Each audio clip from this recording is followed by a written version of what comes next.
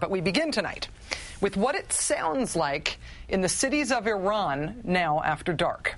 We've got a short clip to show. It's not at all a complicated scene, but this is one of those cases where even a few moments of video is worth 1,000 words. This was posted to YouTube from the city of Isfahan, which is south of Tehran. And as much as we here in America are dependent on the latest technology, using the web and proxy servers and social networking tools in order to find out what's going on in Iran, in order for us to find out what's happening there, inside of Iran, with cell phone service shut down and texting shut down and the internet nearly inaccessible, here's what the opposition sounds like in the cities of Iran after dark. Listen to this.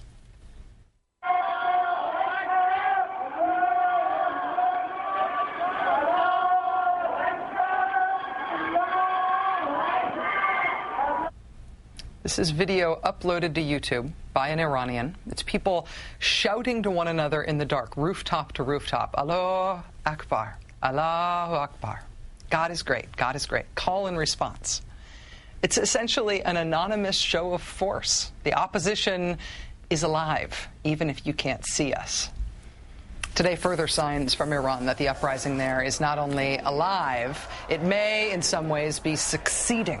That at least the resolve and unity of the official Iranian state regime, the clerics, the government, the security services, may be falling apart in the face of 6 straight days now of increasingly massive, peaceful anti-government protests and calls for last week's presidential election to be rerun. The scattered signs of the success of the opposition are assembled from the written reporting of Western reporters who've been able to stay in Iran and from what we're all able to monitor on Iranian websites and, importantly, crucially, from what has been uploaded from Iran and emailed out of Iran by eyewitnesses and by participants in the uprising themselves. Today, based on all of that sourcing, we can report that despite a continued official ban on demonstrations, despite continued intimidation and violence and arrests of reformers, the call from opposition leader Mir Hossein Mousavi to today publicly mourn protesters who have been killed in the uprising, that call was met by demonstrations around the country. And in the streets of Tehran today, it was met by a protest estimated by some at 1 million people. Mousavi himself addressed the rally. This was reportedly the biggest demonstration yet of the entire uprising. You'll recall that the march on Monday was described at the time as the largest demonstration in Iran since the revolution in that country 30 years ago. Today apparently was bigger. There's also been an increase in the number of anecdotal reports of soldiers and even members of the Revolutionary Guard not only showing some signs of sympathy with the protesters, but also, in some cases, saying that they will not attack the protesters if ordered to do so. This follows encouragement by Iran's most senior cleric that members of Iran's security forces should not obey any orders to attack protesters.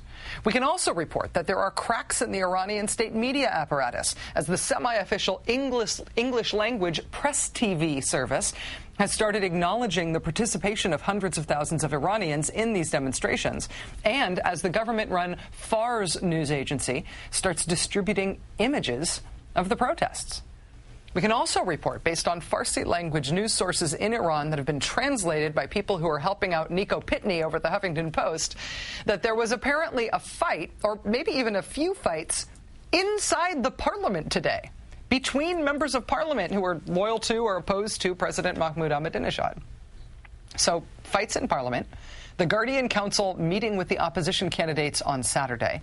Hundreds of thousands of Iranians defying an order from the supreme leader not to demonstrate yet again today. Signs that the security services can't be counted on to act against the opposition if so ordered. Signs of cracking even within the government-controlled media. Day 6. This uprising is getting bigger, not smaller. And it's getting broader, which means that the government may not be able to crush it, even if they want to. Joining us again now is Reza Aslan. He's columnist at the Daily Beast. He's author of the new book, How to Win a Cosmic War, God, Globalization, and the End of the War on Terror. Reza, thanks very much for joining us again tonight. My pleasure, Rachel. So last night you predicted that today's day of mourning for people killed in the uprising would be the biggest crowds that we have yet seen in Tehran. It appears that you were right. What's your take on what happened today in the streets of Iran? Well, I also predicted that it would probably result in some violence. In fact, that was in some ways the whole purpose of this. Remember, I was saying that the people who are running the show in 2009 are the same people who brought down the Shah 30 years ago. They know what they're doing. That call and response of Allahu Akbar, that was the signature symbol of the 79 revolution, where people would go up onto the rooftops and shout Allahu Akbar to each other to let, almost like a beacon, to let everybody else know that the opposition is alive and well. And so we're seeing some of those same patterns repeat themselves. But if you thought that the protests were large today, wait till tomorrow, Rachel. Tomorrow, of course, is Friday. It's the Islamic Sabbath. Nobody goes to work. All the shops are closed. It's a day in which I think everyone is going to pour out onto the streets. And more importantly, tomorrow, the Ayatollah Khamenei, the supreme leader, is scheduled to give the Friday prayer service in Tehran. And of course, he's going to have to say something. Now, what he says is going to, I think, really define what the next week of these protests are going to look like. If he comes out strongly in support of Ahmadinejad again, that, I think, will just embolden the protests, and Khamenei will start to become the enemy in many ways. If, however, he dithers a little bit and perhaps comes off a little bit wishy-washy, that too will embolden the protesters, who will now think, well, we've got the upper hand. So you ain't seen nothing yet. Is there anything that the Supreme Leader might say or do tomorrow? Is there anything that you can imagine unfolding in the next 24 hours that would cause the strength and the energy of this movement to dissipate at all, that wouldn't embolden the protesters? Well, see, this is what the Supreme Leader has been sort of thinking about the entire time. His strategy has been that if he can just sort of appease the candidates like Mousavi and Karoubi, if he could start a bit of a recount in certain provinces and areas, begin to address some of the fundamental grievances that the reformists have, then perhaps things will just dissipate. People will go back to their homes. Everyone will just sort of quiet down.